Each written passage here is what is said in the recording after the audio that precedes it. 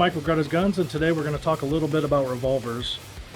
Everything these days seems to be really geared towards semi-automatics, and revolvers are still very popular options. We still sell a ton of them. And just like everything else, they make them in all different sizes and different calibers for different purposes.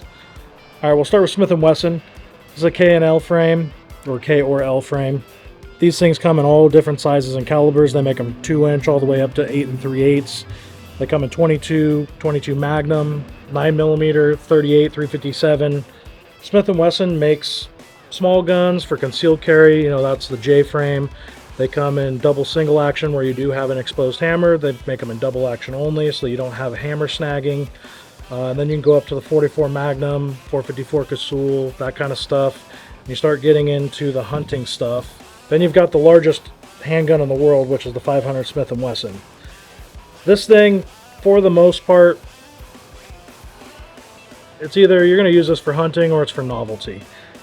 99% of people get these things either in 460 or 500, mostly for novelty, but there are a handful of guys out there using them for hunting as a sidearm.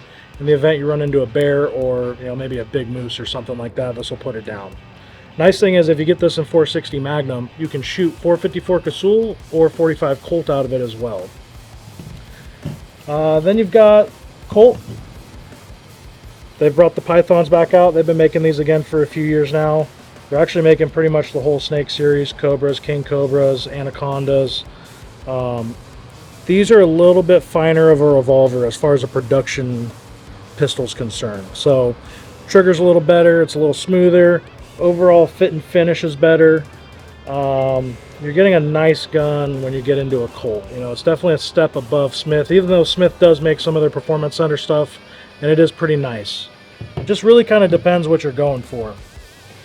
Then we'll kind of get into these, the little carry size guns. These are kind of nice because they're short, shrouded hammer, it's all internal, so this won't really snag on anything. It's very easy and fast to draw. This is a Kimber, and what's nice about these is they have really awesome triggers and the potential for night sights out of the box.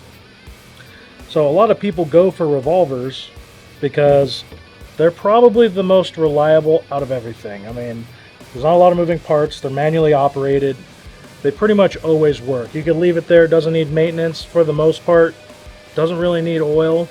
They should pretty much always go bang. Then you've got the old school single action stuff.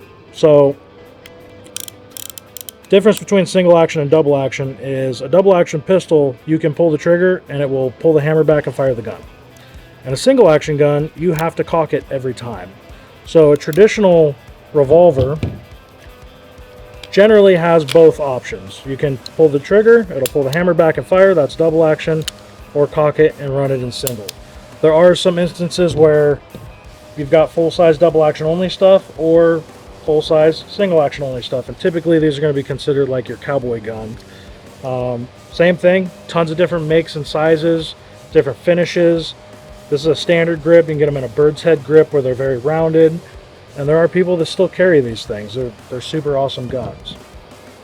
We'll kind of go back to Smith & Wesson a little bit, and just like everything else, we've got the compact stuff to the full size to the hunting style stuff.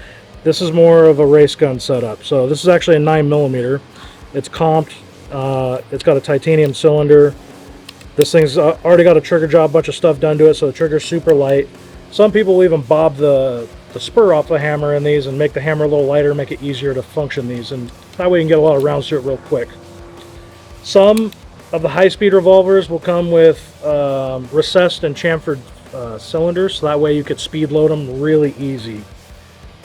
There's literally hundreds, if not thousands, of different revolver options, whether it's finish, size, caliber, or its purpose. So just like everything else, there's really something that should fit everybody.